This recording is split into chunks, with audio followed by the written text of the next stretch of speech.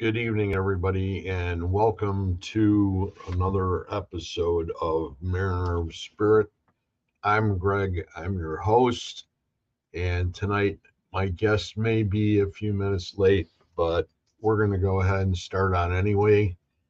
Uh, First of all, I just want to go ahead and say, hey, it's great to know that I'm back here with you people.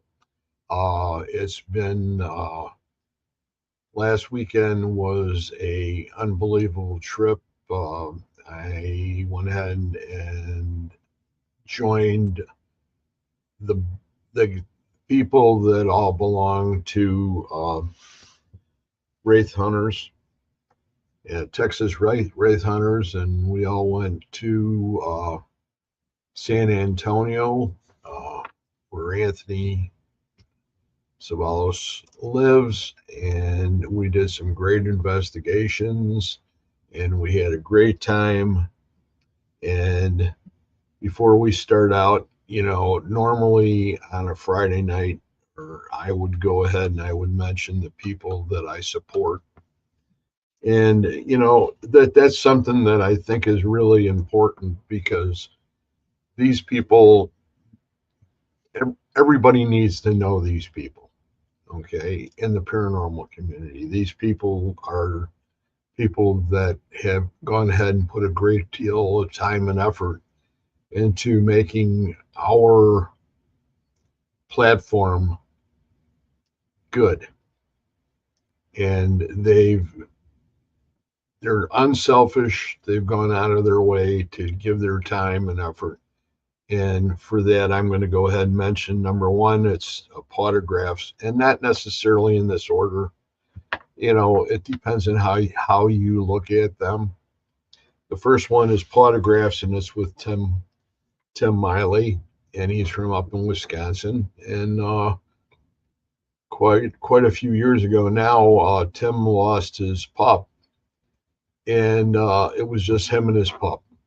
And he lost his pup, and he didn't know how he was going to handle it. And it turned out to be that he came up with this idea of going ahead, and he had a picture of himself and his dog, and he went ahead and had copies made of it, and he went to a Paracon and grabbed a table and all often started selling pictures of himself and his pup for charity. And it turned out to be for sheltered animals, etc. So he's done an awesome job, and since then it's blossomed and blossomed, and it just doesn't stop. And it is one of those things that goes on that you look at and say, "Wow," because he has other people in the community that speak at his fundraisers, and he does a great job. Secondly, it's PKC, Paranormal Kicks Cancer, and that's Chris Gaskowski and Alex Wilkinson, and they're from down in Florida, and they do fundraisers every year in the form of, how could you say, events.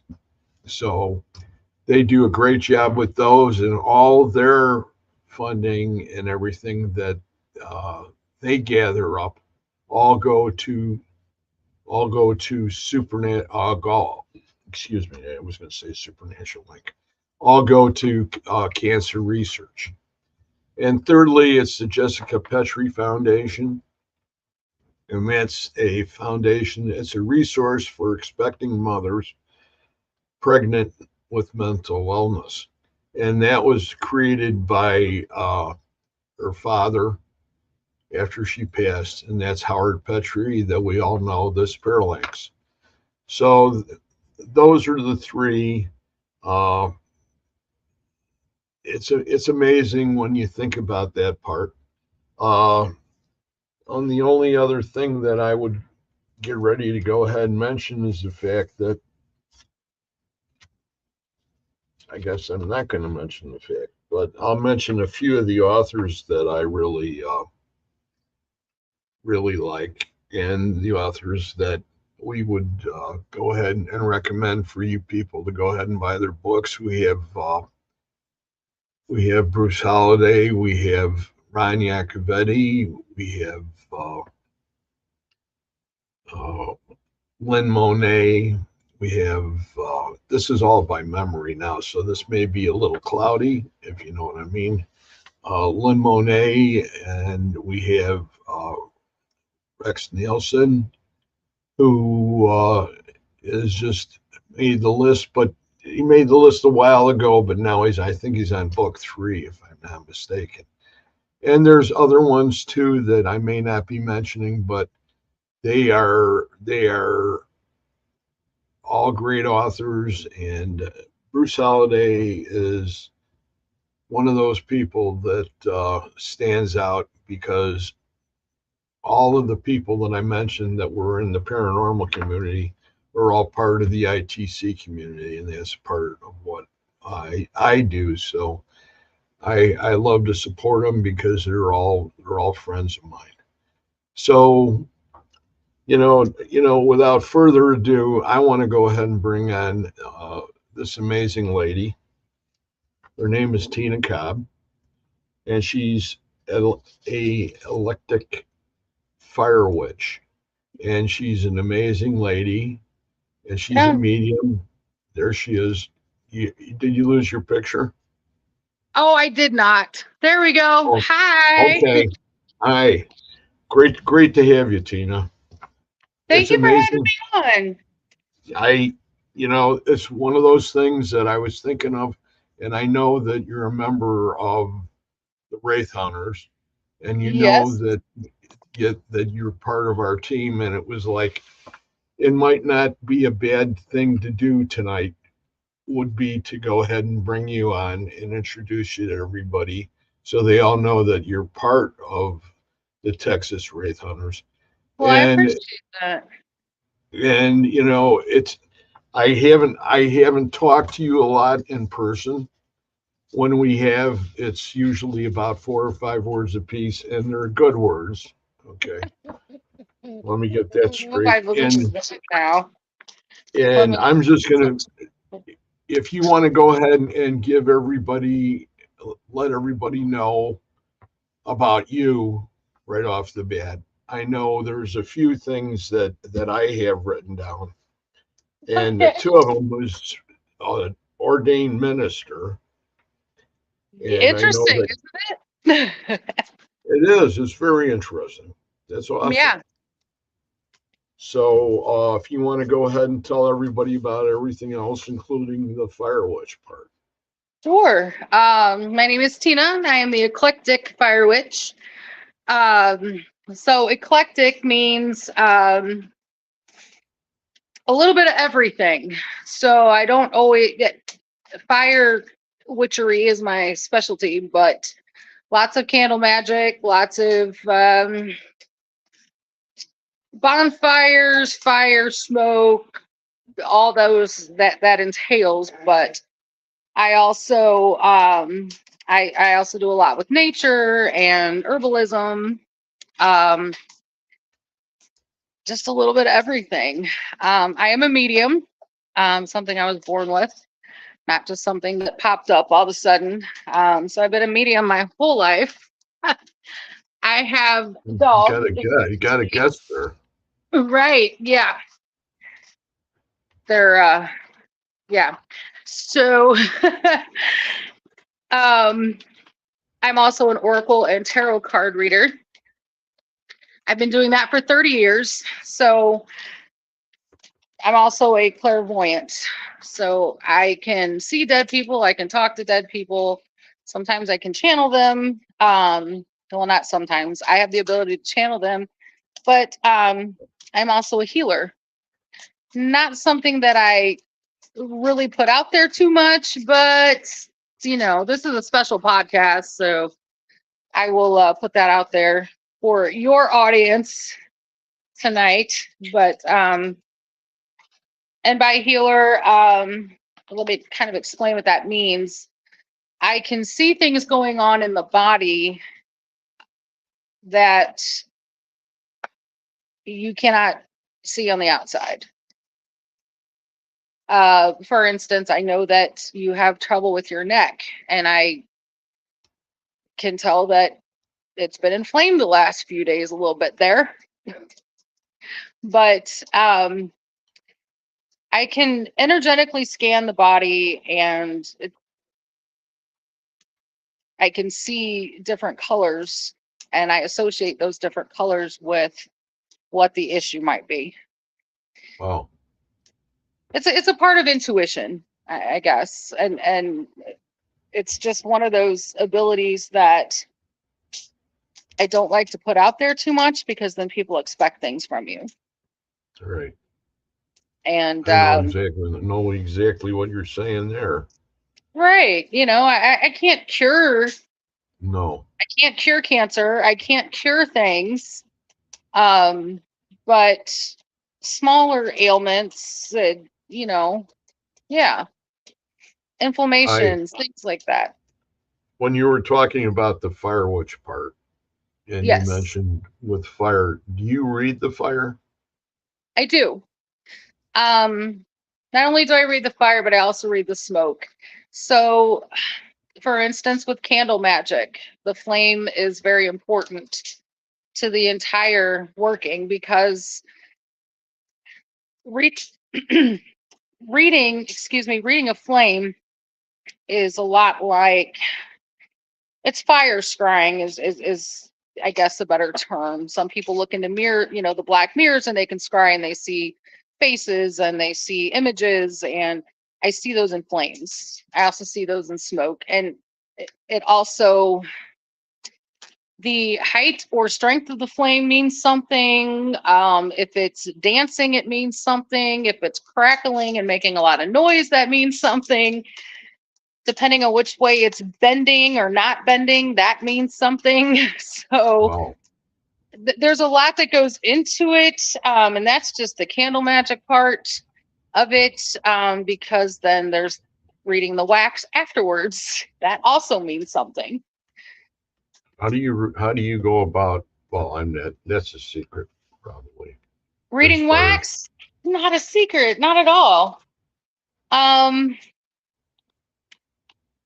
the direction, north, east, west, south, or that all means something. If the candle wax is going to the west, that means something. If it's going to the east, it means something.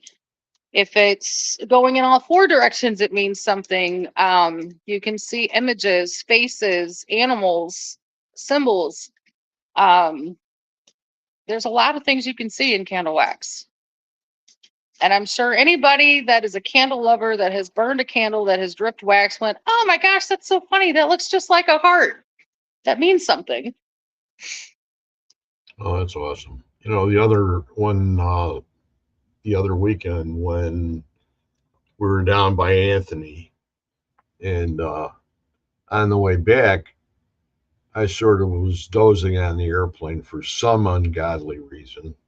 I couldn't tell you why I was falling asleep, but it could have been that we were just up way too long. But anyway, something that happened to me, and it involves the Alamo. And this not Involves only what? I'm hit sorry. the Alamo, Okay. the the Alamo is, Right. where they had the big battle. Correct. And I found myself uh, really getting very, I always get very compassionate about things like that when, large amounts of people are killed over a cause, Right. like the Civil War or this. But I started with the Alamo when I was a little kid. So I think it was a culmination of everything that I had believed in as a child. And it was almost like, when somebody goes ahead and says it came to fruition, Uh-huh. that there I was. And it was overwhelming. So by the time it was done, I was actually, and I have been dreaming about it. And I don't know why, Hmm. but you know, uh, it's not only myself, but it's all those people, and we deal with the dead people all the time, Right. and when we're in a cemetery, we try to use the utmost respect and talk and Mm-hmm. and try different things, and the feeling I come out with is sort of like what you do, but you've been doing it for, so long that, you're much more experienced than I am. I look at things as I feel they should have been, Right. or the things that happened, and then what could I have done to change it? And I know I can't change either two of those, but it's Right. just the thing that goes through your head about what if, and and then you end up saying a prayer, but So it's just go the ahead. question that I would have for you, just something I'm curious about, and maybe something I'm picking up on, but have you, when you were having this dream or intuitive vision, I think I would probably more refer to it as, but your emotions, did you feel like you were completely there? You were there at the Alamo. You saw the battle. You felt the emotions. You felt that you could have done more. You felt that somehow you were responsible for the way it turned out. No, I wouldn't go that far because I know how it turned out, but i Right. would i would I've I did the same thing with the Civil War, Mm-hmm. certain parts of Gettysburg Yeah. that came into play with me, Mm-hmm. and sort of affected me as far as how I looked at things and in life in general, because Sure. we all know how people sometimes change their whole way of life if they Mm-hmm. run into a near death experience or anything like that. Right. So that's where I think I was, and I'm not done finishing on how I really, my whole idea behind it. Sometimes it doesn't make any sense. Sometimes it does. Some people will say, "Hey, you're a real whack job," and you know what I mean. Yeah. Oh, Because yeah. we think differently, I and yeah. and we have our passions Mm-hmm. and the things that we really care about. And I think, way back in the beginning when I first came home, they I considered myself, when I went and saw the doctors at the VA, I Mm-hmm. said I was a professional mourner. Okay. Have no idea. I not even word one on why that came to me. But I guess there was some reason, but that's neither here nor there. My point was that you deal with all of this yourself. I do. And that's part of being an empath. That picking up on other people's emotions, whether they're good or bad, happy or sad. It's not something that I would wish on somebody. Being in a crowd is difficult for me because the person in front of me, if they're having a bad day, I can feel that. If they are, you know, it's so hard to describe, but you feel other people's emotions just by being around them. And the reason that I asked you about the Alamo and about that dream that you had is because I just, I feel, I'm feeling like you were there. So, and not just the dream, but we've all been here more than once. Some of us choose to come back here more than once. Some of us choose to only be here once. But this is not your first, second, third, fourth, or fifth trip here. You've been here several times. The reason that I asked if you felt some sort of responsibility for some of those people that lost their lives at the Alamo is because I think that you were in a position of power that, not the one in charge, but I feel like you had a say in how some of the battles were carried out. And that's why I asked if you felt a sense of responsibility for some of the things that happened there. You know, I have a tendency. I try to go through things and think them through, and then try to act on them. Mm-hmm. Even today, so because there's always some sort of outcome, and if you could Right. change the outcome a little bit, maybe you can go ahead and better it.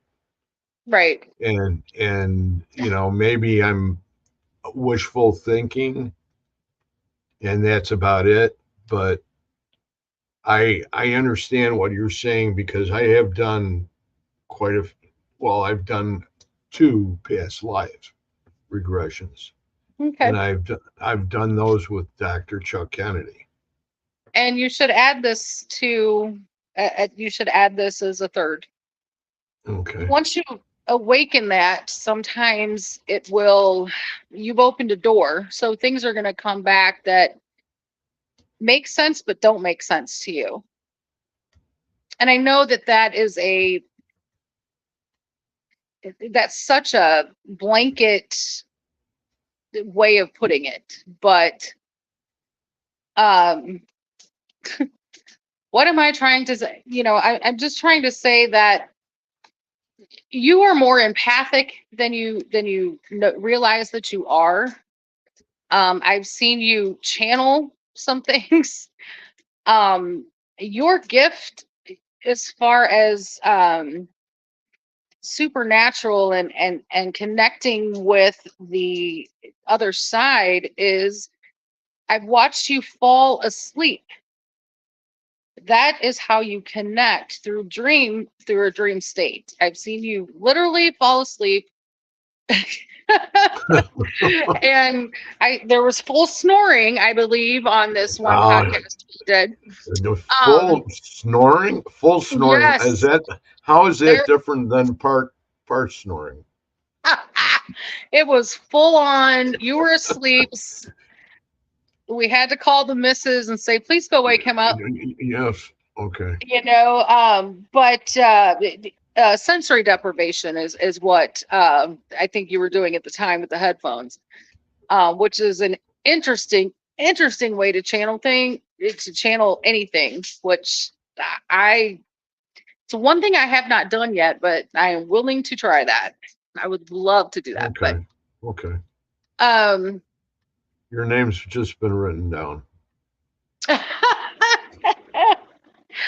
um that's a lot of equipment I don't have. Um anyway, I just you're more comfortable remembering things in a dream state. It's almost like you feel that if you're in this deep trance or dream state, that when you wake up, the outcome might be different. But it isn't, because that is the way history was written, and that's the way the universe has to deal that karmatic experience out, if that makes any sense to you. Yeah. But yeah, I mean, you've always been a soldier. You've always been that's your thing. That's your thing. That's why you were drawn to it here in the now. Yeah. So thank you for your services in the past and present. One the of the future.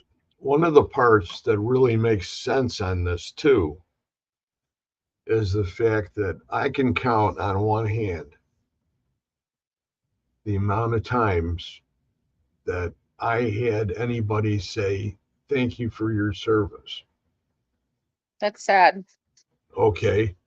Before I went on the airplane to go to San Antonio, I Mm-hmm. had I had 5 going down there. 5 on the same airplane. So I mean, it's not, you're limiting on the people. And this Right. is where I was trying to put this all together. And then I think there were 4 coming home. And then there were 3 or 4 that were in the airport. I had 2 in San Antonio, and I even had 2 after I got off the airplane. And it was like, so there's a, like, it's that's the confirmation, I think, or Absolutely. the, I think you needed to hear. I think you needed to hear it in well, order to put it all together. It's the you're missing you're one piece. you're one of those ladies that falls right into my lap. In other words, Right. that as far as there's a reason why we met. There's a reason why you're part of the Wraith Hunters, and Yeah. everybody around us. And there's people in the room right now that are all part of the group too that have done the Hmm. same thing. And Absolutely. and that's why I think we're pretty much a family.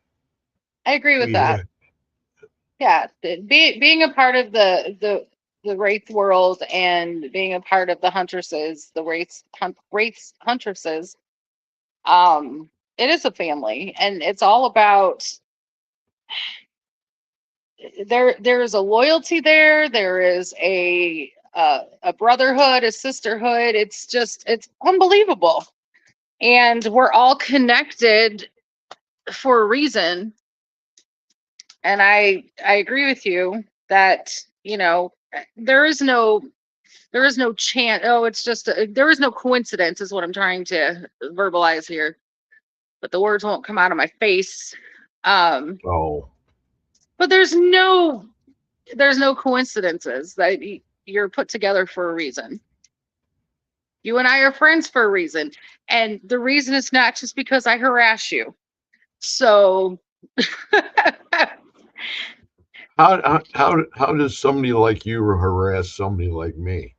I know I don't know, but you know, It doesn't happen, and I don't take it that way, and I never would, because once again, that's family. You know, right. you I, can I use the wouldn't say word, but harass. I think my job is just to see if I can make you blush. well, Um, you do a good job at that. I'll tell you that. I'm not going to go ahead and I'm not claim that. That's for sure. We that poor man. I'm sorry, Wraith. I know you're probably watching, but I I love to make him turn 9 shades of red and 1 shade of purple. It's amazingly funny to me. it's well, I'm one of those people. Yeah. That's for sure. And it's the little things too. It's Right. So with you, Hmm. how long ago did you really this came to you as a youngster? Your gifts? Yes, I was pretty young.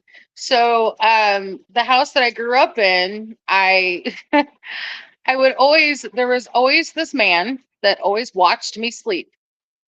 Okay, most people be like, that's really creepy. Um, and I used to think it felt like a fatherly figure. So I was like, well, maybe it's my dad. Maybe he's just watching me. Sorry, maybe he's just, no, ma'am. Maybe he's just watching, checking on me, watching me sleep, making sure that I'm okay. But then I realized that my dad doesn't wear a stovepipe hat. So this this entity never bothered me.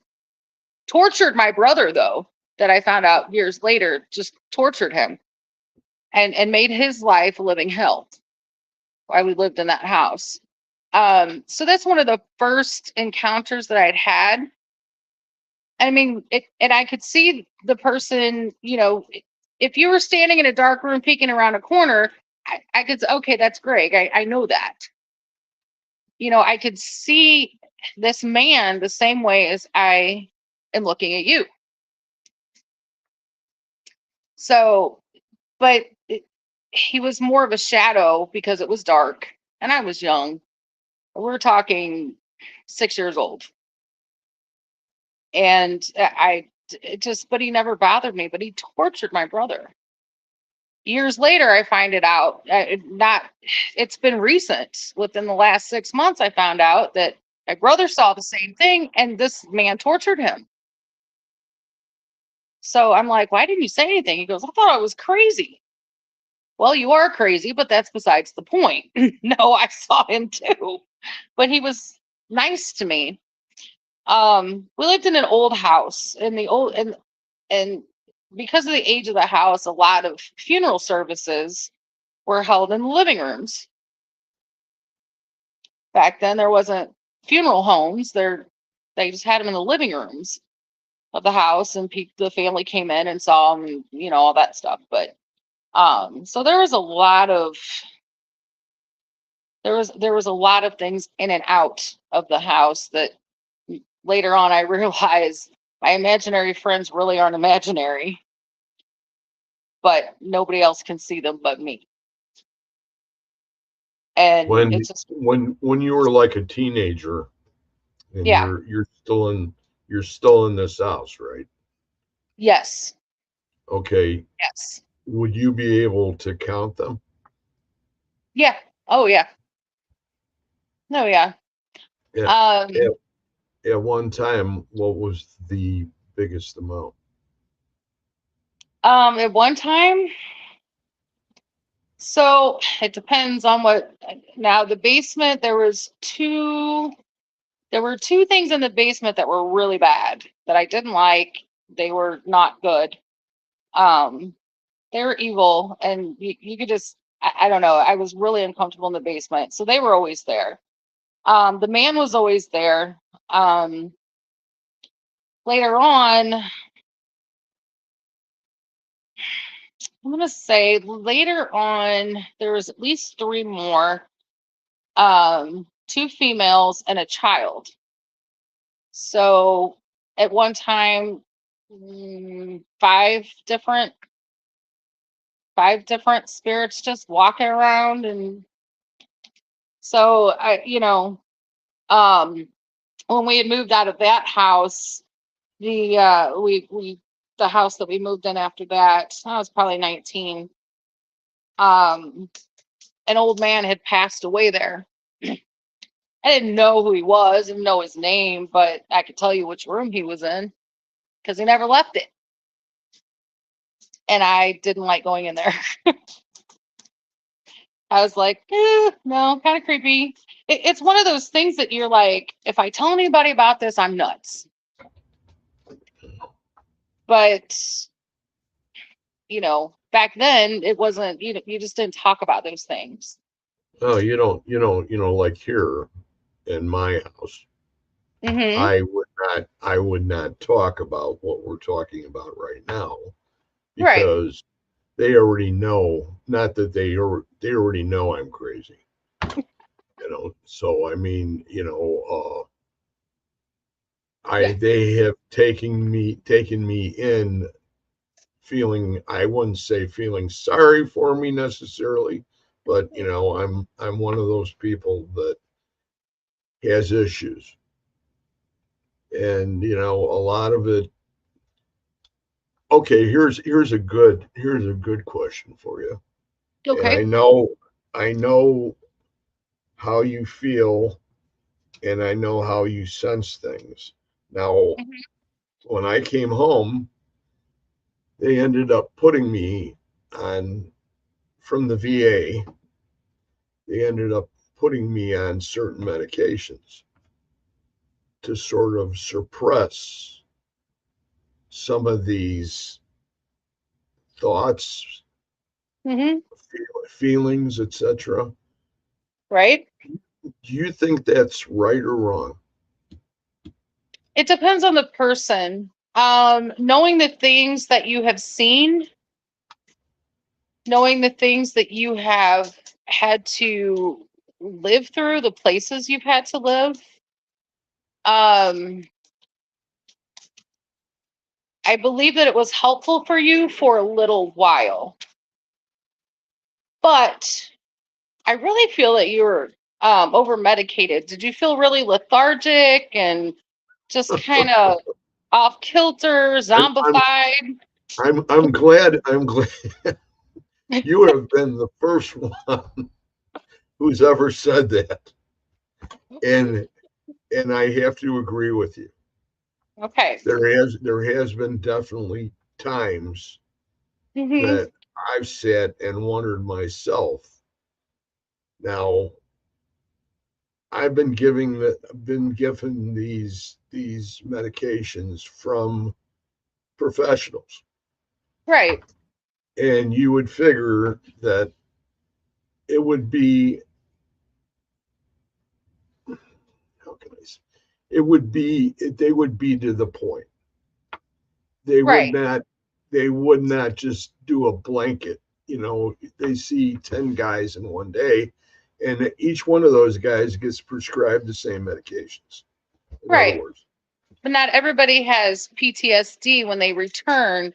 Not it doesn't affect everyone the same way. okay. Um, it didn't affect you the same way. Um,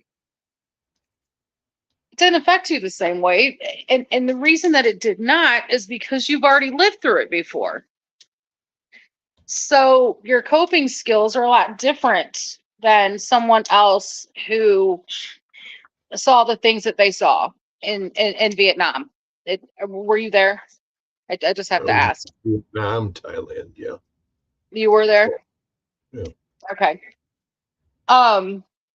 I mean, I very clearly see you there. That's I'm like, oh, um, and yes, that is so.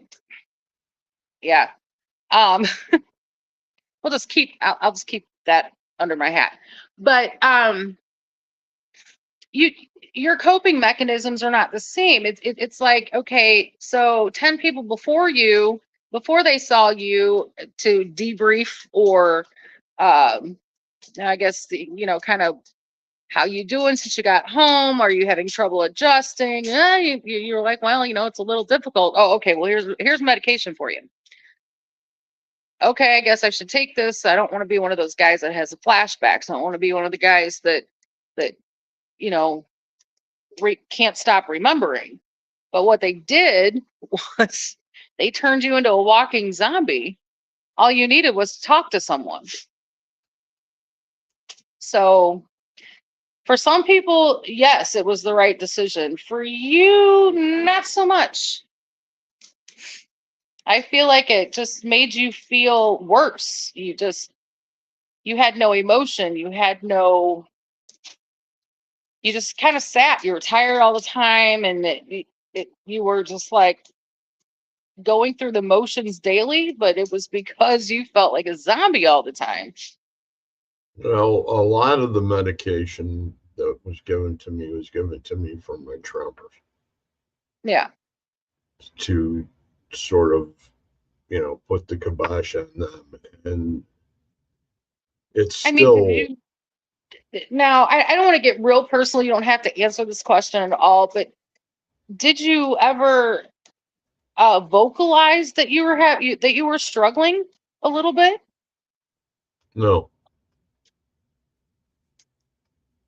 But I explained how things were different yeah, from before I went, sure. and that people are different. And, Yes. you don't want to hang around with certain people, and, it's just how you get. And then there's other times that you want to sit in a corner, Right. or if you're in the corner, you want to be in the corner looking out. Right. Okay. And it's just like in a restaurant. If you go Uh-huh. to sit down in a restaurant, I need, like, what's his name? Wild Bill Hickok. When he bought it, he had been at the table 100 times, but he was not in his seat that he Right. normally sat in the day he was shot. Right. So it's the same thing Sure. with me, but Now, I big don't crowds, big crowds do the same thing to me, just like what you said. right. And that has a lot to do with the things that you saw, the things that you smelled, the things that you had to do that made you question who you truly were. And you had to grow up real fast. You had to grow up real fast, and you were in a place where you could trust no one. For them to not, and I think this is just my opinion. I am not a medical expert. Let me throw that disclaimer out there. I think where they missed the mark is instead of helping all of you that returned integrate back into society um,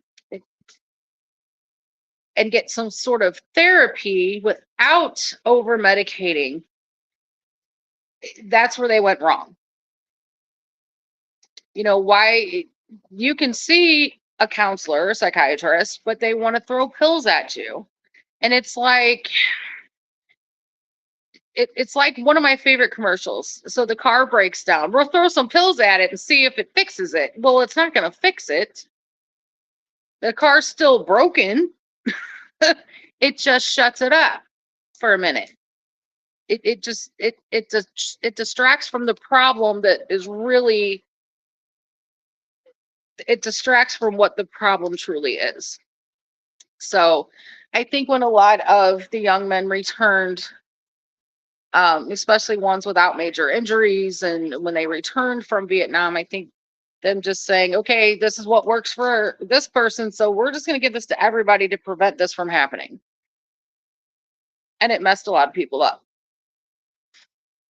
I It made it think, harder. I think that what really sealed the deal for me was when I came home, and we didn't even get out into the world. We were, processing out. Mm-hmm. And there were, you new uniforms, and they took all your old stuff, and, and you got all this, and then you had to process all your paperwork and everything. And then when we got out, we went to San Francisco Airport, Yeah. because we were in Oakland. And we walked in, we were in the tavern, one of the taverns at the airport, for probably maybe a half hour when all hell broke loose. And it broke loose because we were those, Yeah. people. And it happened 3 times before I got on the airplane, and I had my sleeve ripped. And, I was fine, but I had been hit quite a Right. few times, and things like that that had gone on. And every time the police came, we would have to move because they said we're the ones responsible for starting it. Oh, so And I it was guess like, what the, you know, right. and Yeah. that's the way it was here. So by the time my Sure. dad picked me up, he says, "What do you want to do now?" And I says, "I have to get home and get out of this before Yeah. somebody kills me." Yeah. And just and you know, and I'm sort of making this into a big thing, and I shouldn't. I should keep it under a certain amount. But I thought that you would. You're one of those ladies that have come across to me as being able to answer. Not that the other ones can't, but I have, for some reason, I have a tendency to want to listen to you more, and I don't Oh, know why. It's well, you know, and and sure. and it's the way it is. But let's no more of me for the rest of the show. If we talk about you and we talk about your gifts, and then we go outside of your gifts, Hmm. what do you like to do? I am a homebody, but for the most part, I love being at home. I'm very domesticated. I like to sew and do my dishes. Well, I don't like to do dishes. I'm not going to lie. Nobody likes to do those. I like to sew and I like to read, and I'm always learning something. So, and there's not always witchcraft books. I read trash novels. I like that sort of stuff. I love watching Gutfeld on Fox 2 News, Fox News. I love, you know, doing that. Who's I love who's gut spending who's Gutfeld? Greg Gutfeld. Oh my gosh, 9 p.m. Central Time on the Fox News Network. He is hilarious. He has a talk show. He's on a couple different ones, but Gutfeld is his show. They do nightly headlines, and he kind of makes fun of them, but at the same time, he goes into depth about them. So, current affairs. It's so he is so funny. Anyway, um, so I like things like that. I'm always learning something. I love spending time with my sweetheart. um, we are together a lot. Um, that's he is my favorite hobby. Uh, I like to crochet. I'm really just a normal person. I have a big family. I love spending time with them. I have 8 dogs. Um, I love to fish. I love to hunt. it's You you love know the fish. I love to fish. Yes, there's nothing better than sitting in a little John boat on the river fishing. Nothing better with a cooler full of cold beer, because you gotta have cold beer when you're fishing. But I like to garden. Oh, you So do like the garden. I'm retired law enforcement. Um, I did that for several years. I have multiple sclerosis. I That's why I retired from law enforcement. But I mean, I'm just a normal person, just like anybody else. But I want to go back to when you were saying not sitting with your back to the door. I get that. I get that because um, I don't trust anybody behind me. I want to see what's going on. I want to see who's coming in. I want to see who's coming out. Unless I'm with my sweetheart, then I'm okay with him sitting facing the door because I know that he's not going to let anything happen to me. So, but I understand that.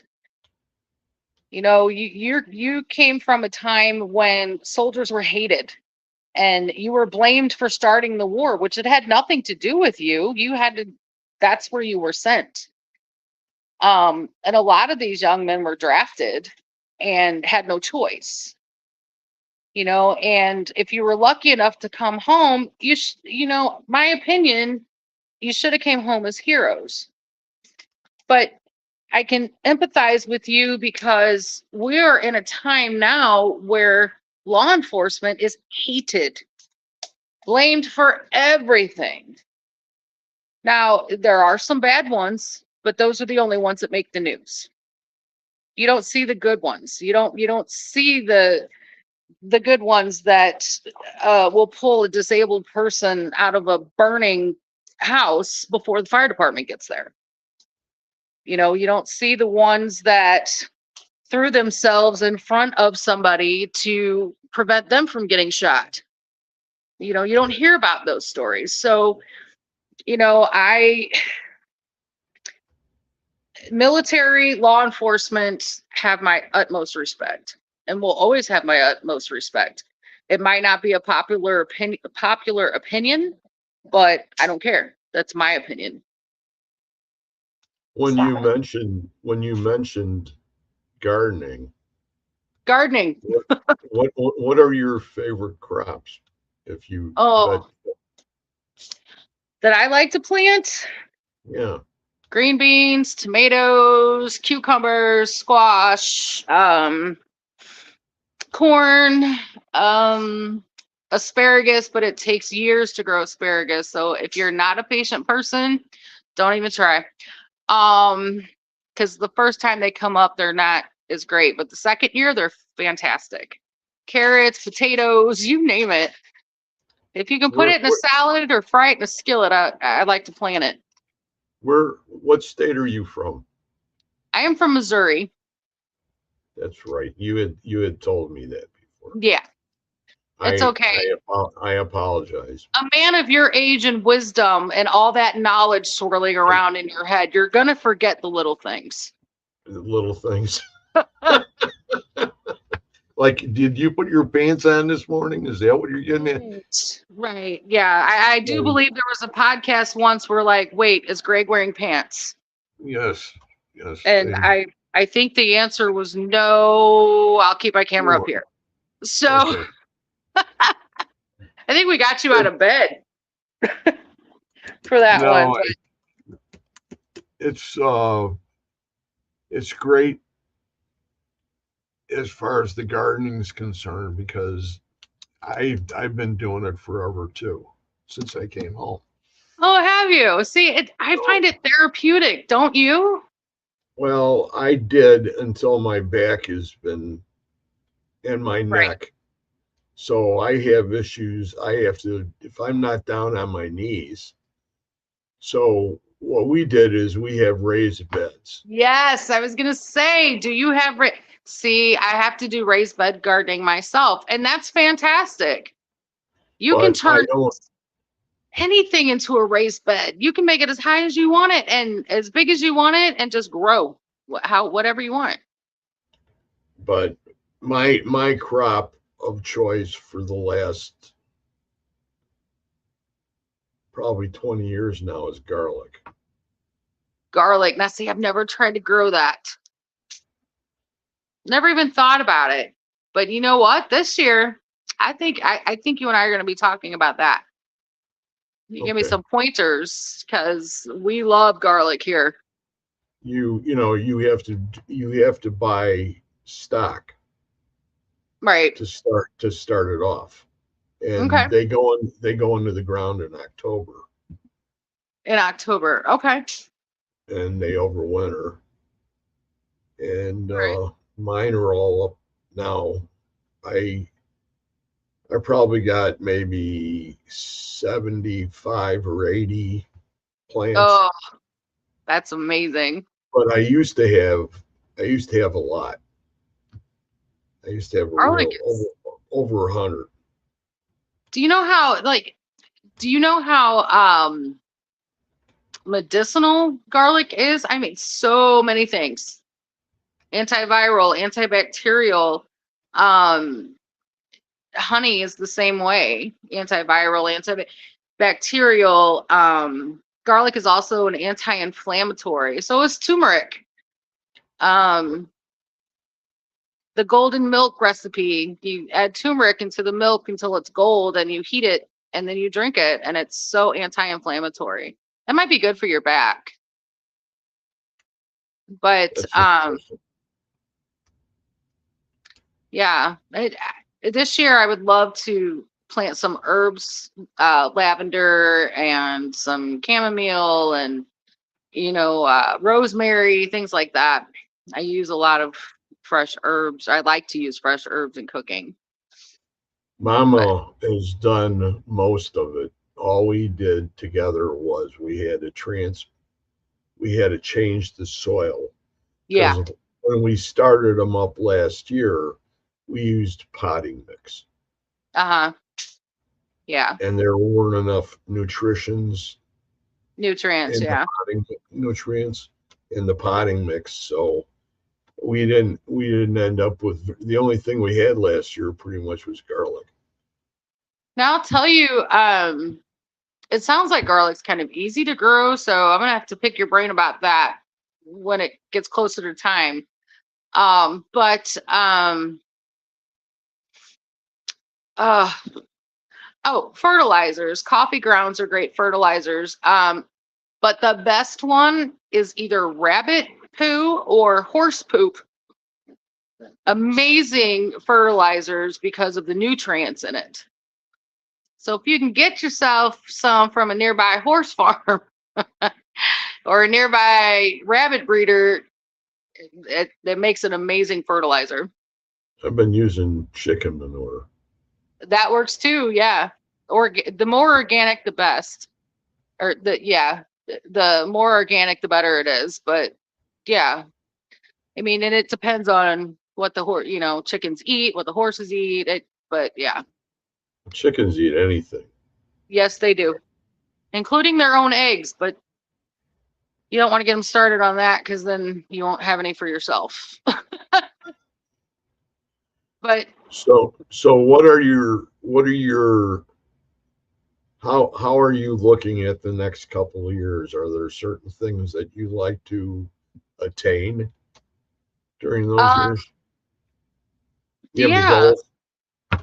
I do have a few goals. I would love to have some acreage and more. We're in the country now, but I'd like us to be a little bit deeper in the country, like no neighbors, sort of. So that's a goal. And of course, like anyone else, you want to be financially comfortable. And, you know, that's a huge goal for me. Um, so it's not easily obtained when you're disabled. How was your pension when you retired? Did you get it? How Did was you get it? a pen? Did you get a pension? Yes, I was fully vested. I did use my pension to purchase my home. Okay. Um, and then I used my disability back pay to pay it off. So, um, being on a limited income is very, very challenging, but you know, you just keep making strides forward. And I'm hoping that within the next few years I can be more financially comfortable.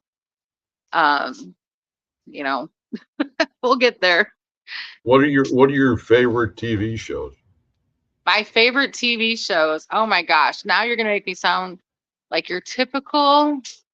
So I love, besides Gutfeld, which is, it's comedy, it's news. I like current affairs sort of thing. But I love humor. But so my favorite TV shows, Farmer Wants a Wife, fabulous, where, farmers are searching for their perfect mate. I also love Seeking Sister Wife. I think that's because I grew up Mormon and I think polygamy is pretty cool, although I would not practice it myself because I'm selfish. Um, but anything, any kind of murder mystery. Well, it's funny because one of my great nieces says, are you watching your murder mysteries? I call it murder porn, or research, however you want to look at it. But anything on ID discovery, forensic files, cold cases, um, love those. And I absolutely love paranormal shows. So my DVR is loaded. Ghost Adventures, Dead Files, Kindred Spirits, um, all of those things. So And I who's your think favorite investigator? my, as far as paranormal investigations go, Yeah. well, Wraith, of course. Okay. Um, See now, I don't know how much he paid you to say that. I cannot disclose that, and I don't recall. I think is what we're supposed to say. Cannot No. disclose that information at this time on the advice of my spiritual advisors. Okay. Um, no, my favorite paranormal investigators. I really like Dead Files. Amy is her name, and I can't remember her Amy Allen. She is one of the most gifted psychic mediums that I have ever watched. And I love her partner, Steve DeChavo, who is a retired New York City detective. So they are two of my very favorite investigators. She does the paranormal side, and he goes and finds the facts. And they don't speak to each other until the end of the investigation, and they always match up. And to me, I'm like, that's amazing. But by far, it's Wraith. Um, and yeah, and this one paranormal investigator, Silver Fox, I think they call him. It's one of my favorites. No, that's not fair because I am, you know, you see, Dark Horse Paranormal says the cost is boss. Hey guys,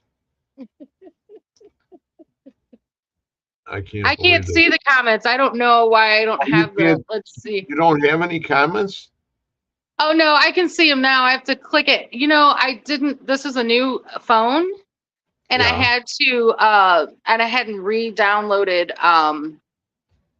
hadn't re-downloaded the StreamYard. So Nancy said I'm a suck up.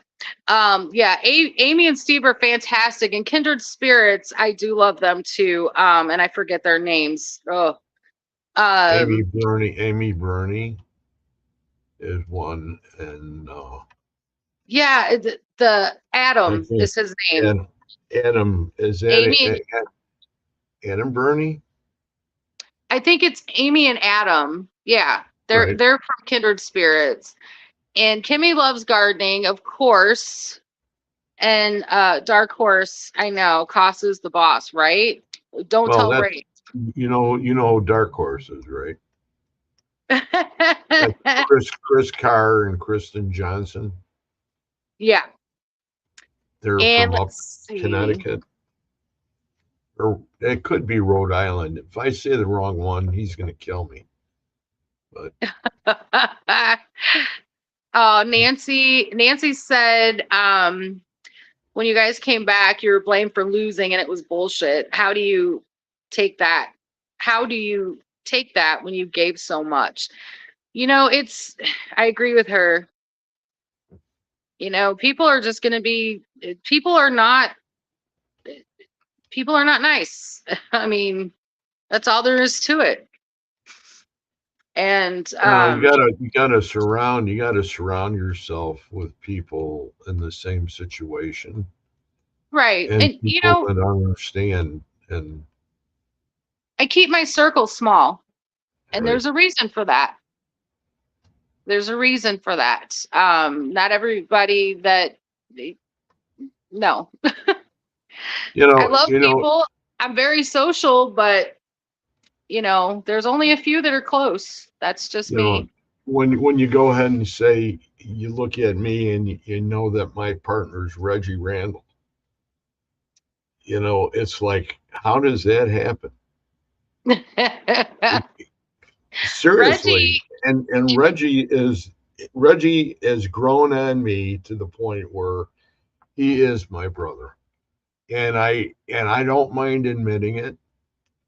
I I would feel claim Reggie, but Reggie owes me a bag of Reese's peanut butter cups, and I'm not going to let him live it down until I receive them next day, overnighted, whatever you got to do. But yeah, I don't he know owes if me. he's back in town yet. I don't know if he's back from El Paso.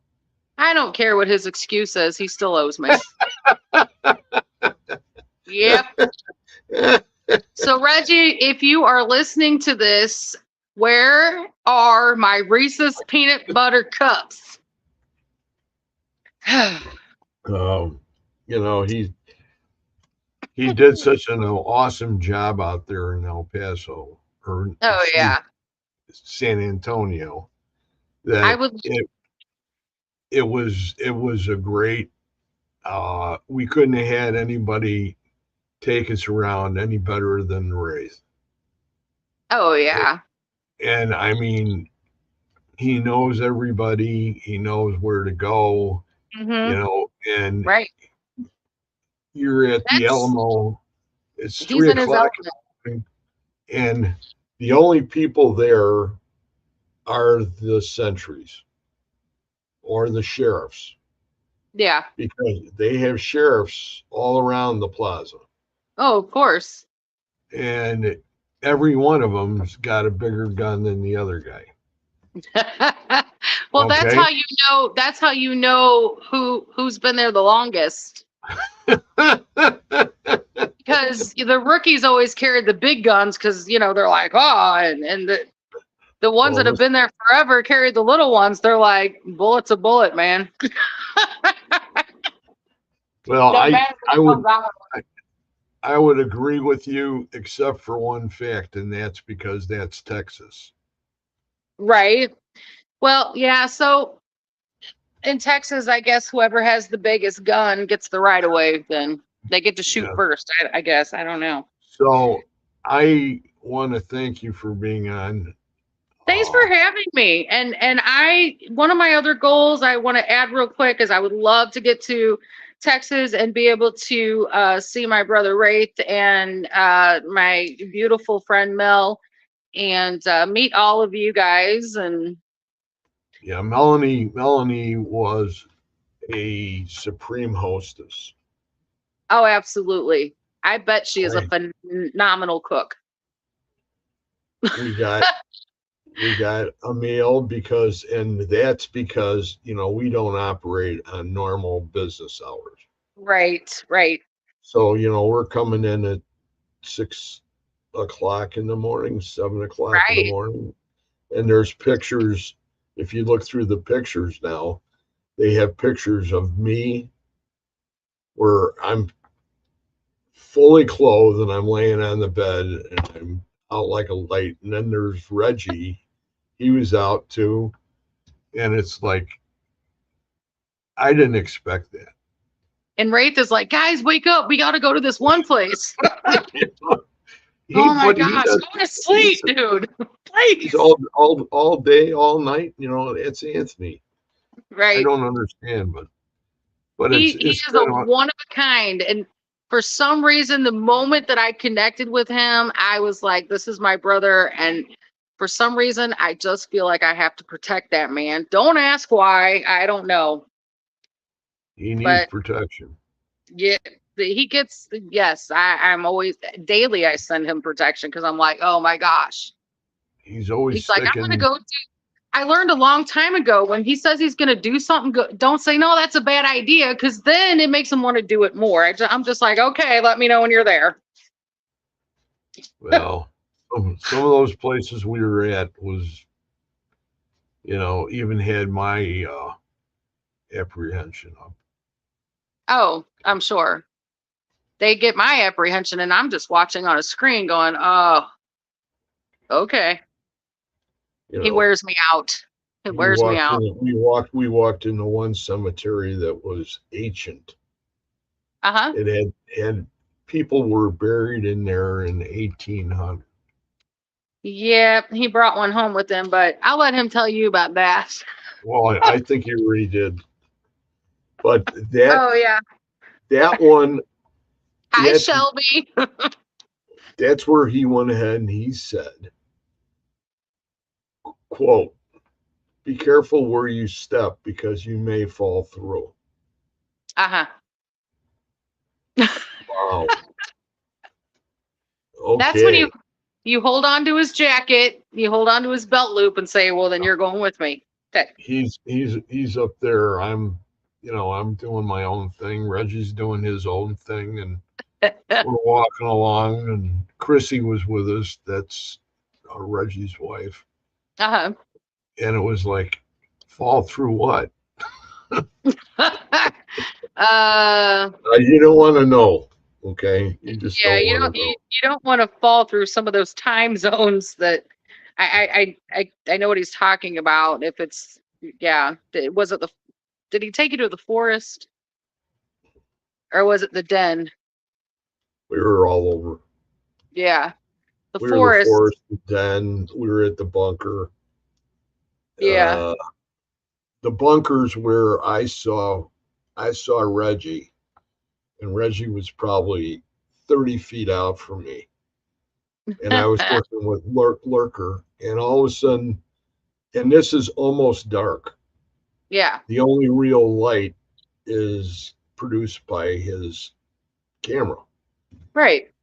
And I actually saw a blue mist come in. It came in, it totally surrounded Reggie. And then there was like a gold ring that went around him. Oh, And I that's went, what in heaven's name? I says, I think maybe they're going to beam him up now. um well, from my experience, for what you're describing, it's Reggie was being protected from a spirit guide. The blue light represents the jinn. DJIN, look it up. They're the big blue people. Um, the golden light is just another measure of protection. But normally, when I see a light like that around somebody, I'm like, oh, you have a jinn. Cool. Those are really cool. Well, But Reggie's a one in a million anyway. So if yeah, you're around him, you can always throw your body in front of his just to make sure that you're going to come out okay. Right, right. Tina? It's been awesome. I want It to has thank you been a very much for pleasure. being here. Thank you for having me on. I always Oh, enjoy our conversations and I would love to anytime. I'm happy to come on anytime. yeah, you got an open invitation, that's for sure. Well, thank you. Thank You're you. welcome. You all I know have a good evening, and we'll see you next week, huh? Unless you're going sounds to be good. bouncing around here tonight with all these crazy people. Thanks for tuning in, everybody. Oh, thank you very Thank you, much. Greg. Okay. Good night, Tina. Good Good night. night, everybody. We all love you. And just like what Reggie says, but before I really close it, I'm going to go down and just say hello. You got Supernatural Link. You had Kimmy Corpse, Carol Garcia, Tracy Rizzo, Adriana Trudel, Barbara Woodbury Spear, Jenny Sullivan from Ireland. Nancy again, Nancy, Adriana, Donna's here. Donna's here. Sydney Reyes is here, and Donna. I hope I don't. I hope I'm not missing anybody. But and then we got Linda Morrison, of course, and that's. I always say it's James. It's Jim Morrison's granddaughter, but she'll say she's not. It's my big chance to see somebody that knows Jim. And Dark Horse Paranormal, Chris Carr and Kristen Johnson, Nancy, Linda, and Kimmy Corpse, Donna, and Nancy again. So thank you very much, everybody, for being here. It was a great show. We had a great guest tonight, and Tina is the eclectic fire witch. So you guys all, we'll see you all next week with another show. Have a great evening and a great weekend. Bye-bye. Bye. Thanks again. Bye-bye. Thank you, Tina. Thank you very much. It My was pleasure. awesome. Bye. Okay. Bye-bye. If you want to hang on for a minute. No, she left.